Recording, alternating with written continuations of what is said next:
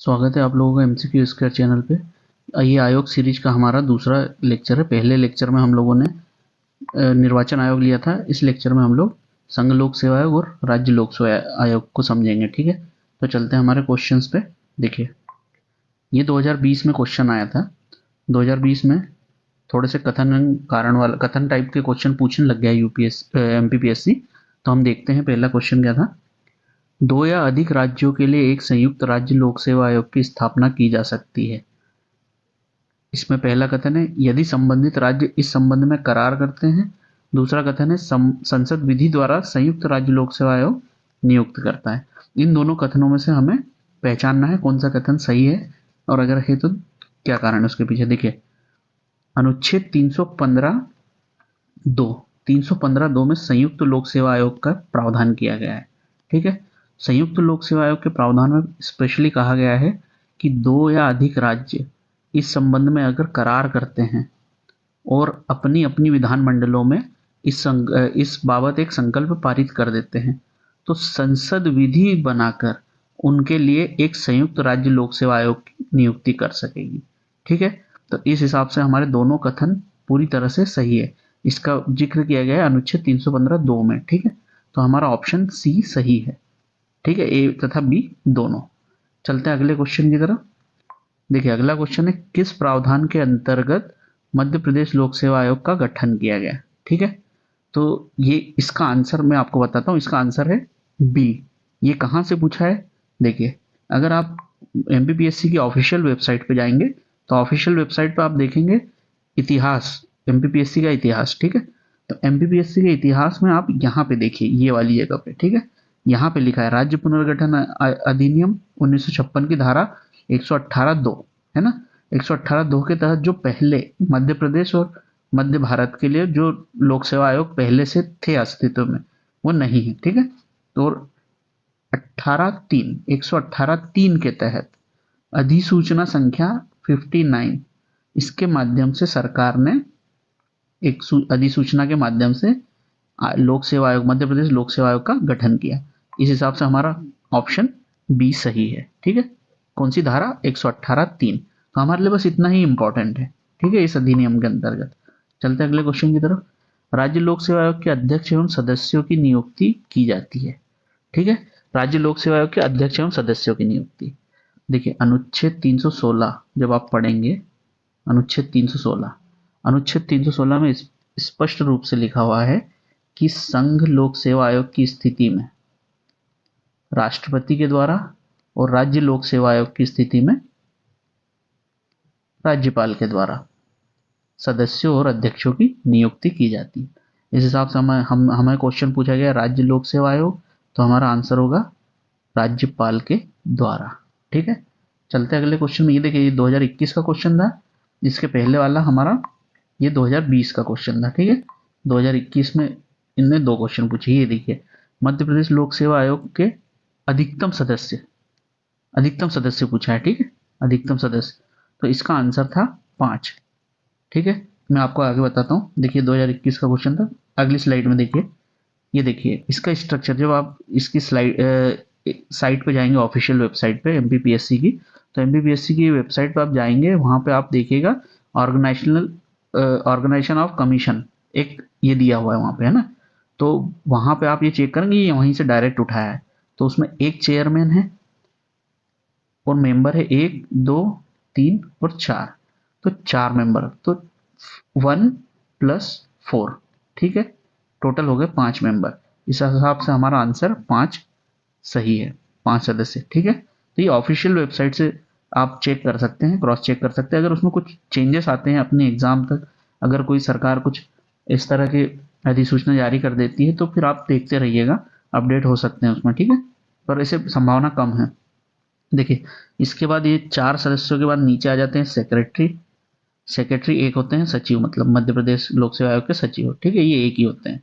अब एक सदस्य, 4 मेंबर, एक सेक्रेटरी। ठीक है, उसके बाद नीचे देखेंगे तो आप डिप्टी सेक्रेटरी आएंगे, उसके साथ में एक और डिप्टी सेक्रेटरी, मतलब 2 डिप्टी सेक्रेटरी हैं। उसके अलावा कंट्रोलर ऑफ एग्जामिनेशन। ठीक है, और 2 होते हैं ये। ठीक है, तो ये 2 कंट्रोलर ऑफ एग्जामिनेशन। इस तरह से, और फिर नीचे का स्टाफ होता है। तो आप इसे एक बार चेक कर लीजिएगा, ठीक है, ऑफिशियल वेबसाइट पे भी आप क्रॉस चेक कर सकते हैं। देखते हैं अगला क्वेश्चन। अगला क्वेश्चन पूछा गया 2022 में, ठीक है। संघ तथा राज्यों के लिए लोक सेवा आयोग का प्रावधान संविधान के किस अनुच्छेद में? ये एकदम बेसिक क्वेश्चन पूछा था 2022 में, काफी बेसिक क्वेश्चन पूछे थे, ठीक है। तो आप सबको पता होगा 315 से 323 में लोक सेवा आयोग के बात कही गई है, ठीक है। अगले क्वेश्चन की तरफ चलते हैं। देखिए अगला क्वेश्चन है, सिविल सेवा में चयनित होने वाले प्रथम भारतीय, ठीक है, प्रथम भारतीय। तो आप एक बार इसे पॉज करके लगाने की कोशिश कीजिए और फिर मैं आपको आंसर बताता हूँ। देखिए इसका आंसर है सत्येंद्रनाथ टैगोर, ठीक है। सत्येंद्रनाथ टैगोर ये 1863 में सिविल सेवा के लिए नियुक्त होने वाले, चयनित होने वाले पहले व्यक्ति थे। ये एग्जाम उस समय लंदन में होती थी, ठीक है, भारत में उस समय एग्जाम नहीं होती थी। तो ये पहले व्यक्ति थे। ये रविंद्रनाथ टैगोर के भाई हैं, ठीक है।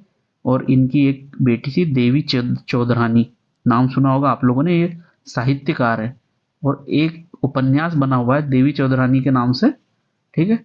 वो ये नहीं है, ठीक है, वो इनसे पहले बना था।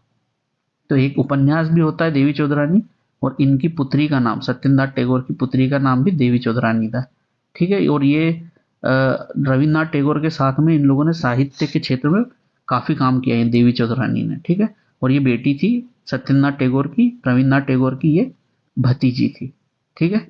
चलते हैं अगले क्वेश्चन की तरफ। देखिए अगला क्वेश्चन है, सिविल सेवा के लिए प्रथम बार परीक्षा का आयोजन भारत के किस शहर में किया गया था? ठीक है, मैंने अभी आपको बताया कि पहले लंदन में होती थी एग्जाम, है ना। तो काफी समय तक लोगों ने आंदोलन किया कि इसकी एग्जाम भारत में भी करवाएं, क्योंकि यहाँ से लंदन जाना पड़ता था। तो यहाँ पे एग्जाम ली गई 1922 में, ठीक है, लंदन में प्लस इलाहाबाद में, जिसे हम लोग आज की तारीख में प्रयागराज भी बोलते हैं, ठीक है। तो सी ऑप्शन हमारा, इलाहाबाद, सी प्रयाग, इलाहाबाद प्रयागराज, ठीक। चलते हैं अगले क्वेश्चन की तरफ। देखिए अगला क्वेश्चन है, यूपीएससी की स्थापना 1926 में किस आयोग की सिफारिश पे की गई थी? देखिए कई आयोग बने थे, कई आयोगों ने कई बार सिफारिश करी थी, लेकिन 1926 में जब इसकी स्थापना की गई तो उसके लिए सिफारिश 1923 में बने ली आयोग ने की थी, ठीक है। ली आयोग की सिफारिश में अपन लोगों ने 1926 में इसकी स्थापना करी थी, ठीक। चलते हैं अगले क्वेश्चन की तरफ। देखिए हमने स्टार्टिंग में थोड़े से फैक्चुअल क्वेश्चन लिए हैं, और जैसे जैसे आप आगे बढ़ते जाएंगे आपको आगे जाके कॉन्सेप्चुअल क्वेश्चन मिलते जाएंगे।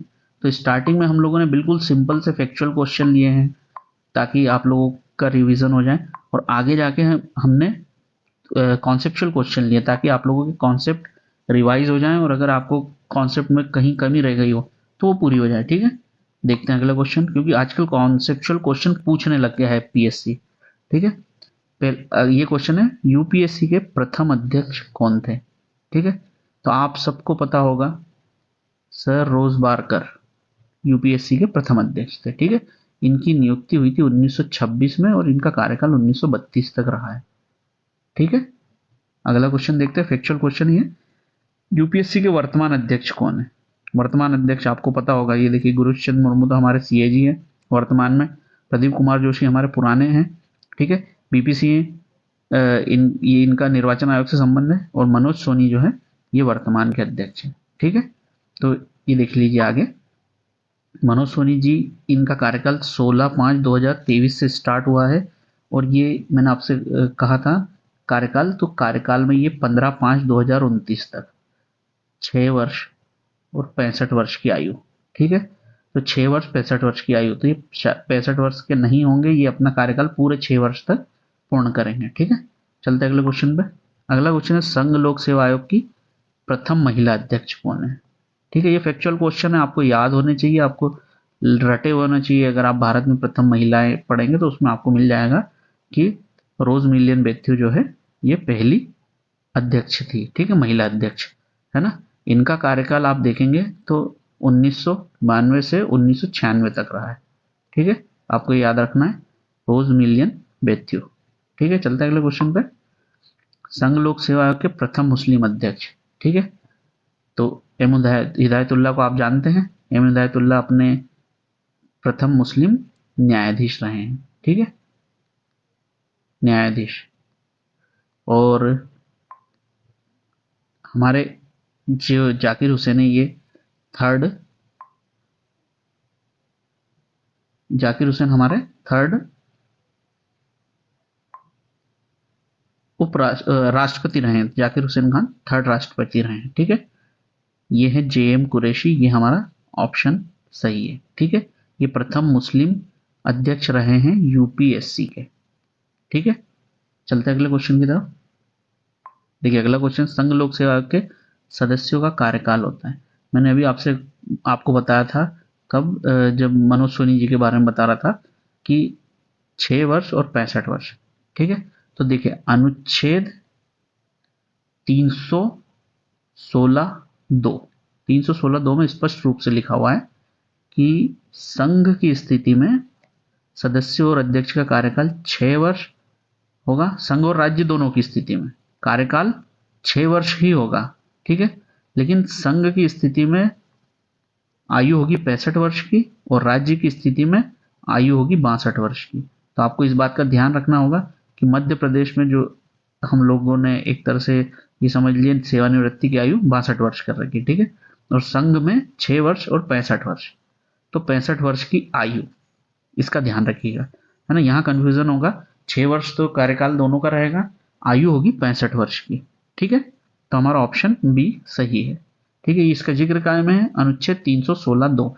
देखिए संघ लोक सेवा आयोग के जो प्रावधान है, मतलब लोक सेवा आयोग के जो प्रावधान किए गए हैं उसमें साथ में ही लिखा हुआ है हर जगह, है ना, कि एक ही अनुच्छेद में लिखा जाएगा कि कार्यकाल के बारे में कहा है तो संघ और राज्य दोनों का एक ही अनुच्छेद में जिक्र है। ठीक है, और अनुच्छेद में उन लोगों ने स्पष्ट रूप से अलग अलग लिख दिया है कि राज्य के लिए ये स्थिति होगी, संघ के लिए ये स्थिति होगी। ठीक है, तो ज्यादातर जो भी हमारे अनुच्छेद है वो लगभग राज्य और संघ के लिए एक ही है, लेकिन उसमें उन्होंने बातें अलग अलग लिख दी है, प्रावधान अलग अलग है। ठीक है, अगले क्वेश्चन की तरफ चलते हैं। अगला क्वेश्चन है, संघ लोक सेवा आयोग के सदस्यों की नियुक्ति की जाती है। ठीक, संघ लोक सेवा आयोग के सदस्यों की नियुक्ति की जाती है, किसके द्वारा की जाती है ये पूछा जा रहा है ना। तो संघ लोक सेवा आयोग, हम बात कर रहे हैं संघ की, है ना, मध्य प्रदेश की बात नहीं कर रहे हैं। तो अनुच्छेद 316, अभी मैंने आपको बताया था अनुच्छेद 316 की बात करी थी मैंने, यहाँ पे कार्यकाल की बात करी थी। तो 316 में नियुक्ति एवं पदावधि की बात की गई है। ठीक है, नियुक्ति एवं पदावधि की, तो नियुक्ति एवं पदावधि में वहां पे भी स्पष्ट रूप से लिखा गया है कि संघ की स्थिति में क्या स्थिति होगी और राज्य की स्थिति में क्या प्रावधान होंगे। ठीक है, तो संघ की स्थिति में राष्ट्रपति के द्वारा नियुक्ति की जाती है और राज्य की स्थिति में राज्यपाल के द्वारा नियुक्ति की जाती है। ठीक है, तो हमारा ऑप्शन यहाँ पे संघ लोक सेवा आयोग का क्वेश्चन है, इसलिए हमारा ऑप्शन बी सही होगा, राष्ट्रपति के द्वारा। चलते हैं अगले क्वेश्चन पे। देखिए अगला क्वेश्चन है, संघ लोक सेवा आयोग के प्रावधान संविधान के किस अनुच्छेद एवं भाग में है। ठीक है, तो आपको याद रखना है कौन से भाग और कौन से अनुच्छेद में क्या चीजें दे रखी है ना। तो जितने भी आयोग से संबंधित प्रश्न है, आयोग से संबंधित सारे प्रश्नों के आपको अनुच्छेद पूरे याद होने चाहिए, पूरे याद रहेंगे तो ही हम सॉल्व कर पाएंगे क्वेश्चन। तो भाग 14 में अनुच्छेद 315 से 323 तक इसका जिक्र किया गया है। ठीक है, 315 से 323, 315 में सीधे लोक सेवा आयोग की बात कही गई है और 323 प्रतिवेदन की बात करता है। ठीक है, तो हमारा ऑप्शन बी सही होगा। ठीक है, देखते हैं अगला क्वेश्चन, संघ लोक सेवा आयोग के सदस्य अपना त्यागपत्र दे सकते हैं। ठीक है, तो अनुच्छेद 316(2) क, ठीक है, 316(2) क, इसमें स्पष्ट रूप से प्रावधान किया गया है। देखिए मैंने आपसे कहा है कि हर प्रावधान में संघ, संयुक्त और राज्य लोक सेवा आयोग के जो प्रावधान है ना, उन्हें स्पष्ट रूप से दिखाया गया है। तो 316(2) में तीनों प्रावधान बताए गए। ठीक है, तो संयुक्त और संघ की स्थिति में क्या है और राज्य की स्थिति में क्या है। ठीक है, तो संयुक्त और संघ की स्थिति में राष्ट्रपति को सौंपे जाते हैं त्यागपत्र। ठीक है, और राज्य की स्थिति में संबंधित राज्य के राज्यपाल को सौंपे जाते हैं। आपको ये याद रखना है, संयुक्त में राज्यपाल को नहीं सौंपेंगे, संयुक्त में राष्ट्रपति को ही सौंपे जाएगा। संयुक्त लोक सेवा आयोग में राज्यपाल को नहीं दिया जाएगा। ठीक है, तो ये राष्ट्रपति हमारा ऑप्शन सही हुआ। ठीक है, अनुच्छेद 316(2) में। चलते हैं अगला क्वेश्चन देखते हैं। अगला क्वेश्चन संघ लोक सेवा आयोग का संबंध है। यहाँ पे हम बात कर रहे हैं मंत्रालय की, जो कि कार्मिक प्रशासन मंत्रालय है। ठीक है, चलते हैं अगले क्वेश्चन पे। अगला क्वेश्चन, संघ लोक सेवा आयोग अपनी रिपोर्ट किसे सौंपते हैं। ठीक है, देखिए यहाँ पे था त्यागपत्र की बात, ठीक है, और यहाँ पे है रिपोर्ट की बात, है ना। तो अनुच्छेद 323 में रिपोर्ट के बारे में कहा गया। अब मैंने आपसे कहा कि जैसे हर उसमें बताया गया कि संघ लोक सेवा आयोग किसे देगा, राज्य लोक सेवा आयोग किसे देगा और संयुक्त किसे देगा, वैसे ही 323 में भी स्पष्ट रूप से कहा है कि संघ की स्थिति में राष्ट्रपति को रिपोर्ट सौंपी जाएगी। ठीक है, और संयुक्त की स्थिति में संबंधित राज्यों के राज्यपालों को, है ना, और राज्य की स्थिति में राज्यपाल को रिपोर्ट सौंपी जाती है। और जब ये रिपोर्ट दे दी जाती है, प्रतिवर्ष दी जाती है, तो रिपोर्ट देने के बाद राष्ट्रपति, राज्यपाल, है ना, तो राष्ट्रपति या राज्यपाल जब लोक सेवा आयोग की सिफारिशों को स्वीकार नहीं करते हैं तो इन्हें एक ज्ञापन देना होता है। ठीक है, एक ज्ञापन के साथ इस रिपोर्ट को इन्हें संसद, राष्ट्रपति है तो संसद में और राज्यपाल है तो राज्यों की विधानमंडलों में। ठीक है, राज्यों की विधानमंडल में दोनों सदनों में इन्हें ये रिपोर्ट को रखना होता है और प्रतिवर्ष जो भी कार्य लोक सेवा आयोग करता है उसके बारे में चर्चा विधानमंडल और संसद में की जाती है। ठीक है, तो यहाँ पे हमारा ऑप्शन सी होगा। रिपोर्ट किसे सौंपेगा संघ लोक सेवा आयोग, तो राष्ट्रपति को सौंपेगा। ठीक है, अगर राज्य की बात होती है, संयुक्त लोक सेवा आयोग की बात होती तो वो राज्यपाल को सौंपी जाती रिपोर्ट। ठीक है, चलते हैं अगले क्वेश्चन की तरफ। देखिए अगला क्वेश्चन है, निम्नलिखित में से कौन सी अखिल भारतीय सेवा नहीं है। नहीं पे ध्यान दीजिएगा, है ना, यहाँ से क्वेश्चन गलत होने की संभावना है। तो देखिए आईपीएस, आईआरएस, ठीक है, भारतीय पुलिस सेवा आईपीएस होती है, आईआरएस होती है भारतीय रेलवे सेवा, और एक और आईआरएस होती है इंडियन रेवेन्यू सर्विस। ठीक है, भारतीय प्रशासनिक सेवा ये होती है आईएएस, और भारतीय वन सेवा ये होती है आईएफएस। ठीक है, तो देखिए आईपीएस और आईएएस तो शुरू से थी। आईएफएस को 1966 में राज्यसभा ने अपनी विशेष शक्तियों का इस्तेमाल करके, राज्यसभा है ना, ध्यान दीजिएगा, राज्यसभा ने अपनी विशेष शक्तियों का इस्तेमाल करके अखिल भारतीय सेवा घोषित किया। ठीक है, तो इस हिसाब से हमारे पास अभी 3 अखिल भारतीय सेवा हैं। भारतीय रेलवे सेवा केंद्र की सेवा है। ठीक है, तो राज्यसभा को विशेष शक्ति होती है अखिल भारतीय सेवा घोषित करने की, ये शक्ति लोकसभा को नहीं है। ठीक है, ध्यान रखेंगे इस बात का। चलते अगले क्वेश्चन पे।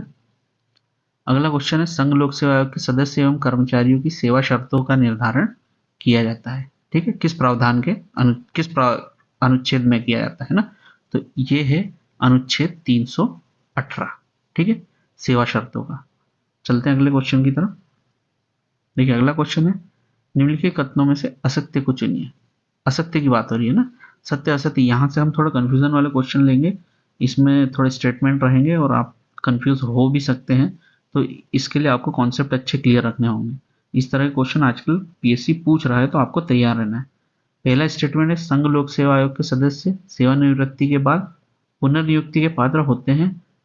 तो दूसरा स्टेटमेंट है, संघ लोक सेवा आयोग के सदस्य नियुक्ति एवं सेवा शर्तों का निर्धारण राष्ट्रपति के द्वारा किया जाता है। तीसरा है, संघ लोक सेवा आयोग के सदस्य राष्ट्रपति को संबोधित करके सदस्य एवं अध्यक्ष त्याग पत्र दे सकते हैं। ठीक है, चौथा स्टेटमेंट है, संघ लोक सेवा आयोग के सदस्यों एवं अध्यक्षों को भारत की संचित निधि से वेतन भत्ते आदि संदेह किए जाते हैं। तो हमें यहाँ पे असत्य ढूंढना है। ठीक है, तो देखिए मैं आपको बताता हूँ, संघ लोक सेवा आयोग के सदस्य सेवानिवृत्ति के बाद पुनर्नियुक्ति के पात्र नहीं होते हैं। ठीक, नहीं होते हैं। इस प्रावधान का यह है अनुच्छेद 319 के अंतर्गत प्रतिषेध दिए गए।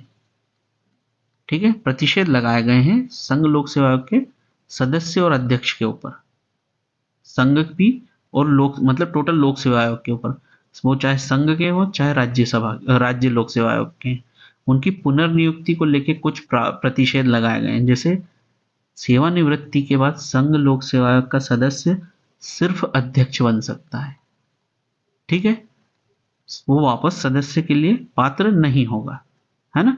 और जो राज्य लोक सेवा आयोग के सदस्य हैं वो संघ में सदस्य बन सकते हैं या राज्य के अध्यक्ष बन सकते हैं, लेकिन पुनः सदस्य नियुक्त नहीं होंगे, ठीक है।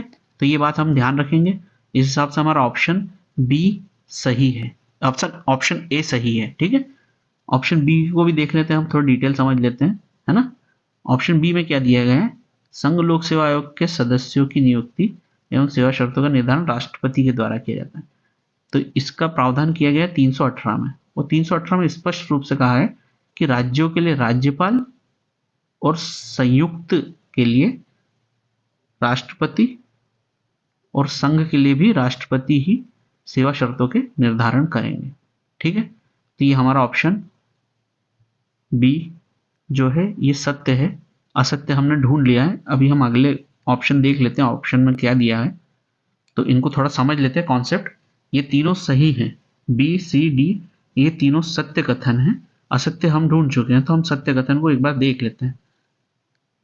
संघ लोक सेवा के सदस्य राष्ट्रपति को संबोधित करके सदस्य एवं अध्यक्ष त्यागपत्र दे सकते हैं, ठीक है। तो यहाँ पे आपको ध्यान रखना है कि संघ लोक सेवा आयोग के सदस्य की नियुक्ति भी राष्ट्रपति करता है और इनसे त्यागपत्र स्वीकृत भी राष्ट्रपति ही करते हैं, और ये अनुच्छेद 316 2 क में प्रावधान दिया गया है, ठीक है। और अगला ऑप्शन जो है, संघ लोक सेवा आयोग के सदस्य एवं अध्यक्ष को भारत की संचित निधि से वेतन संदाय किए जाते हैं, तो इसका प्रावधान अनुच्छेद 322 में किया गया है, ठीक है। तो हमारे लिए आंसर है ए, ठीक है। चलते हैं अगले क्वेश्चन की तरफ। अगला क्वेश्चन है, निम्न में से सत्य कथन चुनिए।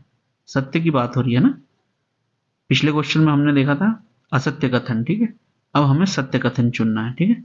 संघ लोक सेवा आयोग केवल साक्षात्कार के माध्यम से भी चयन कर सकता है। देखिए, संघ लोक सेवा आयोग और राज्य लोक सेवा आयोग हमेशा वैकेंसी निकालते हैं, तो वैकेंसी निकालते समय बताते हैं कि परीक्षा आयोजन जो होगा वो लिखित परीक्षा के माध्यम से होगा या साक्षात्कार के माध्यम से होगा, ठीक है।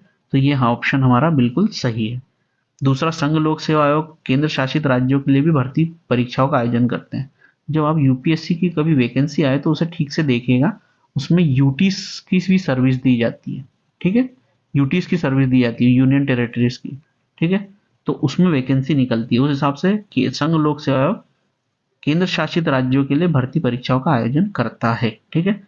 फिर तीसरा ऑप्शन, संघ लोक सेवा आयोग सार्वजनिक लोक सेवा में भर्ती के तरीकों के बारे में सभी मामलों पर राष्ट्रपति को सलाह देता है, ठीक है। तो अनुच्छेद 320 जो है, 320 में जो कार्य दिए हुए हैं उस कार्य में स्पष्ट रूप से कहा गया कि लोक सेवा आयोग राज्यपाल तथा राष्ट्रपति को सभी मामलों में सलाह देंगे, ठीक है। तो यहाँ पे संघ की बात हो रही है और राष्ट्रपति को सलाह देना, तो ये उपरोक्त सभी जो है हमारा ऑप्शन सही होगा, क्योंकि ये तीनों कार्य जो हैं ये लोक सेवा आयोग द्वारा किए जाते हैं और ये तीनों सही हैं, ठीक है। चलते हैं अगले क्वेश्चन की तरफ। मध्य प्रदेश लोक सेवा आयोग के गठन के पश्चात प्रथम परीक्षा का आयोजन किया गया। देखिए, गठन तो हुआ था 1956 में, सबको पता है। इसके 2 साल बाद 1958 में प्रथम परीक्षा का आयोजन किया गया था। तो ये फैक्ट है, इसे याद रखिएगा, ठीक है। ऑप्शन सी सही है हमारा। अगला क्वेश्चन देखते हैं। यहाँ पे हम असत्य कथन की बात करेंगे, ठीक है। असत्य कथन सत्य कथन है नहीं है, इन पे विशेष ध्यान दीजिएगा, है ना। अनुच्छेद 315 2 राज्यों के लिए संयुक्त लोक सेवा आयोग का प्रावधान करता है, ठीक है। तो अनुच्छेद 315 2 में दिया गया है, संयुक्त लोक सेवा आयोग के बारे में प्रावधान किया गया है। ऑप्शन हमारा ये सही है, मतलब असत्य नहीं है, सत्य है, ठीक है। राज्य लोक सेवा आयोग सदस्य राष्ट्रपति को त्यागपत्र सौंपेंगे तथा राष्ट्रपति ही उन्हें पदच्युत करेंगे। इसे हम फिर से देखेंगे, अभी अगले ऑप्शन देख लेते हैं। सदस्यों की सेवा शर्तें आदि का प्रावधान अनुच्छेद 318 में किया गया है, ठीक है। तो आप अगर अनुच्छेद देखेंगे तो आपको पता चला 318 में सेवा शर्तों के बारे में कहा गया है, ठीक है। सेवा शर्तें 318 में है और उसमें स्पष्ट रूप से कहा गया है कि राज्य के लिए राज्यपाल और राष्ट्रपति अपने संघ लोक के लिए राष्ट्रपति सेवा शर्तों के निर्धारण करेंगे, है ना। तो ये अनुच्छेद 318 में कहा गया है। आगे आप देखेंगे, आयोग के आधे सदस्यों का केंद्र या राज्य, ठीक है, केंद्र या राज्य की सेवाओं में 10 वर्षों का अनुभव होना चाहिए। तो आप अगर देखेंगे अनुच्छेद 316 में इनकी योग्यता नहीं दी गई, तो 10 वर्षों का अनुभव दे दिया गया है। ठीक है, कहा कि आधे सदस्य जो हैं वो केंद्र या राज्य की सेवाओं में 10 वर्षों का अनुभव रखेंगे, वही लोक सेवा आयोग के सदस्य होंगे, संघ लोक सेवा आयोग के। ठीक है, ऑप्शन बी पे मैंने कहा था कि हम इसे फिर से देखेंगे, है ना। तो ये तीनों ऑप्शन हमारे मतलब सत्य है कथन। ऑप्शन डी में, बी में ऐसी क्या प्रॉब्लम है हम देख लेते हैं, है ना। तो देखिए, राज्य लोक सेवा आयोग के सदस्य राष्ट्रपति को त्यागपत्र सौंपेंगे तथा राष्ट्रपति ही उन्हें पदच्युत कर सकेगा। ठीक है, यहाँ बात राज्य लोक सेवा आयोग की हो रही है। और मैंने आपसे कहा था कि राज्य लोक सेवा आयोग के सदस्य राष्ट्रपति को नहीं, राज्यपाल को अपने त्यागपत्र सौंपते हैं। ठीक है, लेकिन इन्हें हटाने का अधिकार राष्ट्रपति को होगा। ठीक है, त्यागपत्र राज्यपाल को सौंपेंगे, लेकिन हटाने का अधिकार राष्ट्रपति को होगा, ना कि राज्यपाल को। राज्यपाल इन्हें सिर्फ निलंबित कर सकते हैं, राज्यपाल इन्हें निलंबित कर सकते हैं, पर इन्हें पदच्युत करने का अधिकार राष्ट्रपति को होता है। ठीक है, किसके तहत होता है इन्हें? तो अनुच्छेद 316 के अंतर्गत ही इन्हें पद से विमुक्त करने का अधिकार होता है, लेकिन राष्ट्रपति इन्हें यूं ही पद से नहीं हटा सकते। ठीक है, राष्ट्रपति पद से हटाने के लिए प्रक्रिया अपनाते हैं और सर्वोच्च न्यायालय से जांच करवाई जाती है।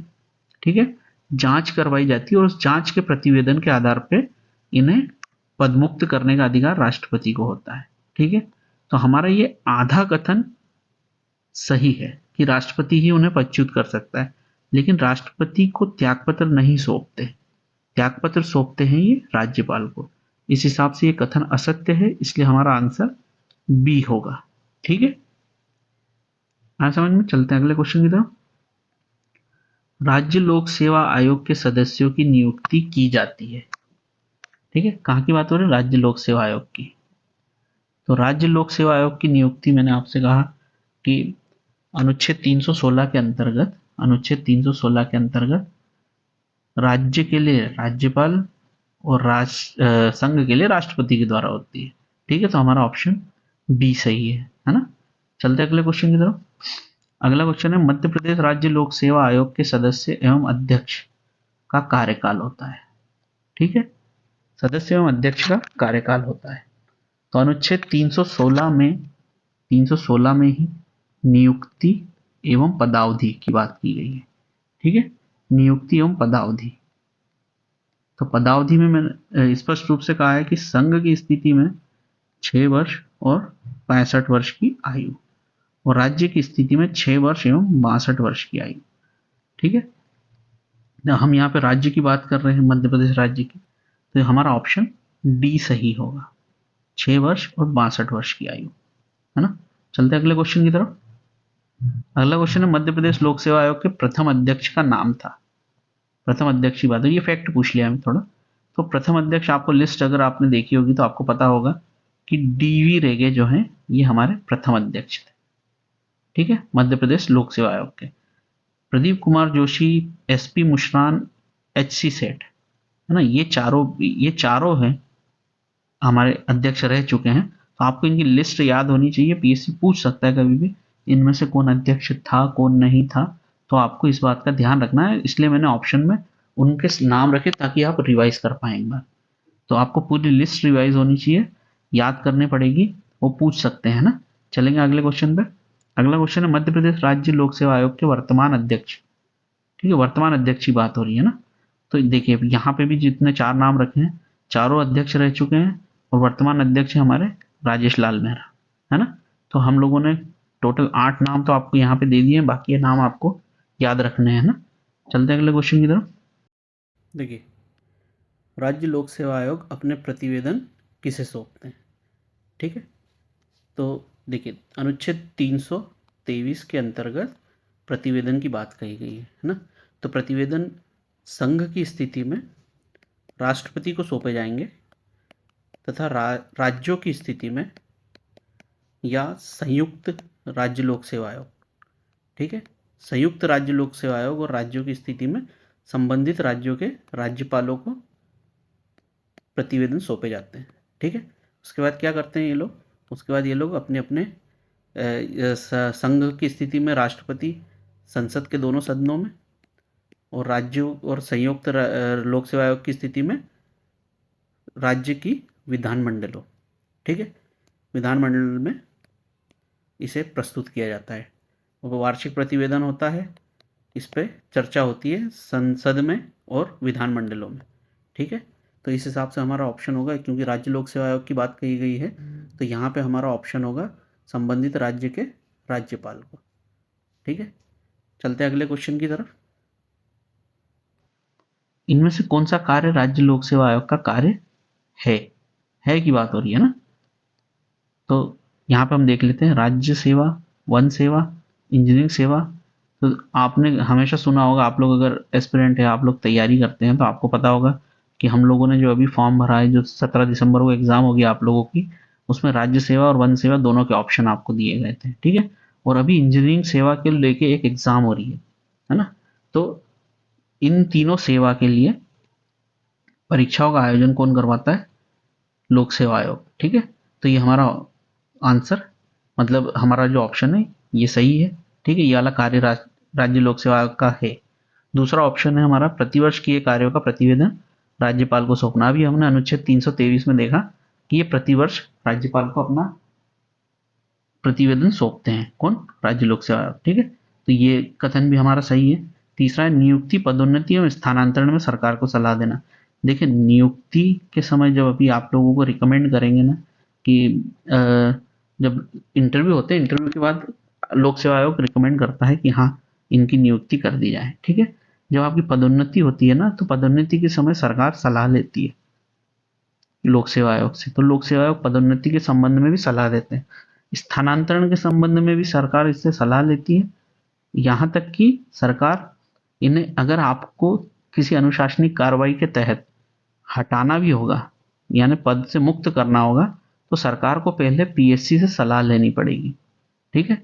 सलाह लेने के लिए वो पीएससी को लिखेंगे और फिर पीएससी उसके बाद सलाह देगी कि हाँ इन्हें पद से हटाया जा सकता है, ये निकम्मे नकारा है, तो आपको हटा भी दिया जाएगा, ठीक है। तो अगर आपका संबंध पीएससी से कभी भी खत्म नहीं होने वाला है। जब आप नियुक्त हो जाएंगे उसके बाद भी पीएससी आपके समय समय पे काम आएगी, डायरेक्ट नहीं आएगी, सरकार आपके संबंध में बात करेगी, लेकिन पीएससी से आपका संबंध बना रहेगा, ठीक है। तो हमने जितने कार्य देखे तीनों कार्य लोक सेवा आयोग के हैं। इस हिसाब से हमारा ऑप्शन डी सही है, उपरोक्त सभी, है ना। चलते अगले क्वेश्चन की तरफ। इसमें हमें असत्य कथन चुनना है, ठीक है। तो देखिए राज्य सेवा आयोग के सदस्य के कार्यकाल के दौरान उनके वेतन भत्तों में कोई कटौती नहीं की जा सकती, ठीक है। तो देखते हैं हम इसमें अगला ऑप्शन, राज्य लोक सेवा आयोग के अध्यक्ष व सदस्यों को पुनः इस पद पर नियुक्त नहीं किया जा सकता, है ना। और तीसरा है राज्य लोक सेवा आयोग के सदस्यों को हटाने का अधिकार राज्यपाल को होता है। चौथा ऑप्शन है राज्य लोक सेवा आयोग के सदस्य को राज्यपाल के द्वारा नियुक्त किया जाता है ना।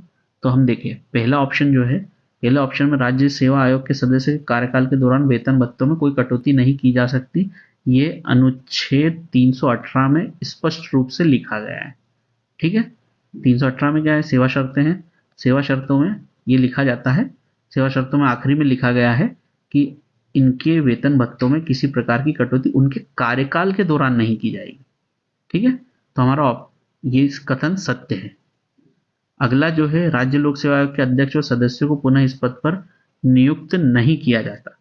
तो देखिए अनुच्छेद 319 का मैंने अभी आपसे प्रावधान शेयर करे थे कि 319 में प्रतिषेध है ना। तो प्रतिषेध में पुनः नियुक्ति पे पाबंदी का मैंने आपसे जिक्र किया था, ठीक है। तो हमारा ये ऑप्शन, ये कथन भी पूरी तरीके से सत्य है, ठीक है। और अगला है सी, राज्य लोक सेवा आयोग के सदस्यों को हटाने का अधिकार राज्यपाल को होता है। तो देखिए मैंने आपसे कहा था कि राज्यपाल सिर्फ निलंबित कर सकता है ना, हटा नहीं सकता। हटाने का अधिकार है अनुच्छेद 317 के अंतर्गत राष्ट्रपति को, ठीक है। राष्ट्रपति जांच करवाएंगे किससे? उच्चतम न्यायालय से, भले ही वो राज्य लोक सेवा आयोग के सदस्य हो चाहे संघ लोक सेवा आयोग के सदस्य, इन्हें हटाने का अधिकार राज्यपाल को न होके राष्ट्रपति को होता है, ठीक है। और राष्ट्रपति इन्हें जांच के माध्यम से ही हटा सकते हैं, अनुच्छेद 317 के अंतर्गत। ठीक है, जांच होती है किससे? उच्चतम न्यायालय के न्यायाधीशों से करवाई जाती है, और वहां से जो रिपोर्ट प्राप्त होती है उसके आधार पर राष्ट्रपति इन्हें हटा सकते हैं। तो हमारे ये कथन गलत है। ठीक है, अगला जो है, राज्य लोक सेवा आयोग के सदस्यों का राज्यपाल द्वारा नियुक्त किया जाता है, ये कथन हमारा सही है, सबको पता होगा। ठीक है, अनुच्छेद 316 में स्पष्ट रूप से लिखा गया है कि राज्य में राज्यपाल नियुक्त करेंगे और संघ में राष्ट्रपति, संघ और संयुक्त में। ठीक है, तो उस हिसाब से हमारा जो आंसर है वो होगा सी। ठीक है, ऑप्शन सी सही है। चलते हैं अगले क्वेश्चन की तरफ। अगला क्वेश्चन, संविधान में संघ लोक सेवा आयोग के अधिकतम सदस्यों की संख्या निश्चित है, आपको संख्या बतानी है। ठीक है, तो संख्या है 9, 10, 11। तो हमारा ऑप्शन है उपरोक्त में से कोई नहीं, ये सही है। ठीक है, देखिए अनुच्छेद 318 में स्पष्ट रूप से कहा गया है कि इनकी संख्याओं का निर्धारण, ठीक है, इनकी संख्याओं का निर्धारण जो है वह राष्ट्रपति द्वारा किया जाएगा। ठीक है, संघ की स्थिति में राष्ट्रपति और राज्य की स्थिति में राज्यपाल के द्वारा, है ना। तो हमें ये बात का ध्यान रखना है कि संविधान में संख्या निश्चित नहीं है। संविधान में कहा गया है कि राष्ट्रपति और राज्यपाल अपने अपने स्तर पर इनकी संख्याओं के निर्धारण करेंगे। चलते अगले क्वेश्चन की तरफ। निम्नलिखित में से किस विषय पर संघ लोक सेवा आयोग सलाह नहीं दे सकता? देखिए ये क्वेश्चन, इस टाइप के क्वेश्चन जो है ना, ये थोड़ा टफ रहेंगे, और इस टाइप के क्वेश्चन आएंगे तो आपको थोड़ा सा कंफ्यूजन हो सकता है। आप इसे पढ़ के एक बार लगाने की कोशिश कीजिए, मैं आपको इसका एक्सप्लेनेशन देता हूँ। देखिए, सिविल सेवाओं और सिविल पदों के लिए भर्ती की पद्धतियों से संबंधित विषयों पर, है ना। तो देख, ये बिल्कुल सही है। अनुच्छेद 320 में इनके कार्य बताए गए हैं, कार्यों में इस तरह की बातें कही गई है ना। सिविल सेवा और सिविल पदों के लिए भर्ती की पद्धतियों से संबंधित विषयों पर सरकार को सलाह देता है संघ लोक सेवा आयोग, बिल्कुल सही है। ठीक है, सिविल सेवाओं में प्रोन्नति एवं एक सेवा से दूसरी सेवा में स्थानांतरण, ठीक, जिसे हम प्रतिनियुक्ति भी बोलते हैं, है ना, डेप्यूटेशन। तो इनके लिए जो सिद्धांत बनाए जाते हैं वो सरकार को, उस पर सलाह कौन देता है? यूपीएससी, केंद्रीय स्तर पर। ठीक है, अब आपको सी और डी में आप थोड़ा सा एक बार देखिए, मैं आपको आगे बताता हूं। देखिए सी में लिखा क्या है? सी में लिखा है सिविल सेवक के अनुशासनिक विषयों यथा वेतन वृद्धि से इनकार, पदोन्नति से आदि पर। ठीक है, तो इनसे संबंधित भी यूपीएससी सलाह लेता है, बिल्कुल लेता है। अगला है पिछड़ी जाति की नियुक्ति पर आरक्षण देने के मामले में। यहां पे आके इन्हें नियुक्ति देने के अधिकार में सीमाओं का निर्धारण किया गया है। ठीक है, तो यूपीएससी की जो सीमाएं हैं उस सीमाओं में इसे स्पष्ट रूप से लिखा गया है कि पिछड़ी जातियों की नियुक्ति पर आरक्षण देने के मामले में सलाह आयोग नहीं दे पाएगा। तो आपको क्या कार्य कर सकता है और क्या कार्य नहीं कर सकता है, इसकी स्पष्ट जानकारी होनी चाहिए, तब जाके आप इस तरह के क्वेश्चन बना पाएंगे। ठीक है, इस हिसाब से हमारा जो आंसर है वो डी होगा, है ना। पिछड़ी जातियों के संबंध में नियुक्ति पर आरक्षण देने के मामले में आयोग सलाह नहीं दे सकता है, हमारा ऑप्शन डी सही है। चलते अगले क्वेश्चन की तरफ। असत्य कथन चुनिए। अनुच्छेद 320 लोक सेवा आयोग के कार्यों का प्रावधान करता है। ठीक है, ये असत्य कथन की बात है ना। तो देखिए हमारा ये कथन बिल्कुल सत्य है, आपको अगर पता है, आपने ठीक से अनुच्छेद रिवाइज करे होंगे तो आपको पता होगा, है ना। दूसरा है लोक सेवा आयोग सिविल सेवकों को सेवा से हटाने संबंधित मामलों पर सरकार को सलाह देता है। मैंने अभी आपसे पिछले क्वेश्चन में बताया था, एक दो क्वेश्चन पहले, कि इसे हटाने के लिए सलाह कौन देता है? लोक सेवा आयोग, हटाने तक की दे सकता है ना। इनके कार्यों में इसका वर्णन किया गया था। अगले दो क्वेश्चन है, अगले जो दो ऑप्शन है, ये ऑप्शन थोड़े से आपको कंफ्यूज कर सकते हैं। एक बार आप इसे अटेम्प्ट करके देखिए, फिर मैं आपको एक्सप्लेनेशन देता हूँ। देखिए डी, ऑप्शन डी जो है उसमें राज्य लोक सेवा आयोग का प्रावधान सर्वप्रथम भारत शासन अधिनियम 1935 में किया गया। ये ऑप्शन बिल्कुल सही है, सत्य कथन है ना। जो ऑप्शन सी है, ऑप्शन सी में दिया गया है संयुक्त लोक सेवा आयोग एक संवैधानिक संस्था नहीं है, संवैधानिक संस्था है, लेकिन ये कथन जो है ये असत्य है ना, क्योंकि संयुक्त लोक सेवा आयोग को संवैधानिक संस्था नहीं कहा जाता है, संवैधानिक संस्था नहीं है ये। इसका कारण मैं आपको बताता हूँ। आप अगर सोचेंगे कि इसका जब जिक्र पूरी तरह से संविधान में किया गया है, बार बार संयुक्त लोक सेवा आयोग, मैंने खुद अभी आपसे कहा कि अनुच्छेद 316 2 में इसका प्रावधान किया गया है ना, अनुच्छेद 315 2 में, सॉरी, अनुच्छेद 315 2 में इसका प्रावधान किया गया है किसका, संयुक्त लोक सेवा आयोग का। तो फिर आखिर ये संवैधानिक संस्था क्यों नहीं है? देखिए, आपको पता होगा संवैधानिक संस्था वे संस्थाएं होती है जिनका जिक्र संविधान में किया गया है। सिर्फ जिक्र की बात नहीं है, संविधान में अगर स्पष्ट रूप से कह दिया गया है कि इसका निर्माण इन अनुच्छेदों के तहत किया जाएगा तो वो संस्थाएं संवैधानिक संस्था होती है। ठीक है, लेकिन संविधान में कहा गया है या नहीं कहा गया है, अगर उनका निर्माण किसी अधिनियम के द्वारा, किसी बिल के द्वारा किया जाता है ना, तो वो जो संस्थाएं होती है वो सांविधिक संस्था कहलाती है। ठीक है, तो संयुक्त लोक सेवा आयोग के संबंध में संविधान में स्पष्ट रूप से कहा है कि जब 2 या 2 से अधिक राज्य करार करेंगे, तो करार करने के बाद अपनी अपनी विधानसभाओं में संकल्प पारित कर देंगे, तो संसद इस बाबत एक संयुक्त लोक सेवा आयोग की गठन कर पाएगी संसद। तो संसद उसके लिए बिल पास करेगी। ठीक है, संसद को एक बिल पास करना पड़ेगा। जो बिल संसद पास करेगी उसके आधार पे ये सांविधिक संस्था हो जाएगी। ठीक है, तो यह एक संवैधानिक संस्था नहीं है। ठीक है, तो क्लियर हो गया होगा आपको ये संवैधानिक संस्था क्यों नहीं कहा जाता है इसे। तो आपको यहाँ पे बिल्कुल ध्यान रखना है, संविधान में इसका जिक्र होने के बाद भी ये संवैधानिक संस्था नहीं है, सांविधिक संस्था कहलाती है। ठीक है, तो यहाँ पे हमारे क्वेश्चन खत्म होते हैं। मिलेंगे अगले लेक्चर में। अगले लेक्चर हमारा होगा CAG के ऊपर। ठीक है, तब तक के लिए गुड बाय।